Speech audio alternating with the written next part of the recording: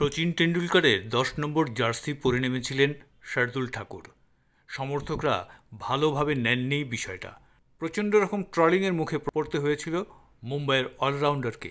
একই পরিস্থিতির সম্মুখীন হতে হয়েছে ভারত এ দলের পেসার মুকেশ কুমারকে। বিরাট কোহলির ১৮ নম্বর জার্সি পরে খেলতে নেমেছিলেন বাংলার পেসার মুকেশ কুমার, আর তারপরই সোশ্যাল মিডিয়ায় প্রবল সমালোচনার মুখে পড়েন তিনি। ১৮ নম্বরের সঙ্গে জড়িয়ে আছে বিরাটের অনেকখানি আবেগ ও ভালোবাসা।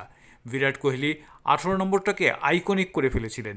তিনি বরাবর খেলেন ১৮ নম্বর জার্সি পরে, সেই অনূর্ধ্ব-১৯ খেলার সময় থেকেই। কোহলির কাছে ১৮ একটা নম্বর নয়, আবেগ ও ভালোবাসা। ১৮ আগস্ট ২০০৮ সালে বিরাট কোহলির ভারতীয় দলের জার্সি গায়ে অভিষেক হয়। বিরাট কোহলির বাবা প্রেম কোহলির মৃত্যু হয়েছিল ১৮ ডিসেম্বর ২০০৬ সালে।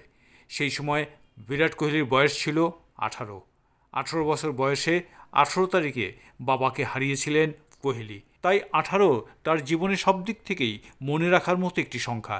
তাই এই সংখ্যাটিকে বিশেষ গুরুত্ব দিতে জার্সিতে রেখে দিয়েছেন কোহলি। লিওনেল মেসির LM10, ক্রিস্টিয়ানো রোনালদোর CR7, এর মতোই বিরাট কোহলির বিরাট 18 ব্র্যান্ড হয়ে উঠেছে। আর্জেন্টিনার দিয়েগো ম্যারাডোনা পরতেন ১০ নম্বর জার্সি, এখন মেসি ১০ নম্বর জার্সি পরেন। মেসি অবসর নিলে আর্জেন্টিনার ফুটবল সংস্থা সেই ১০ নম্বর জার্সি অবসরে পাঠাতে পারেন বলে শোনা যাচ্ছে।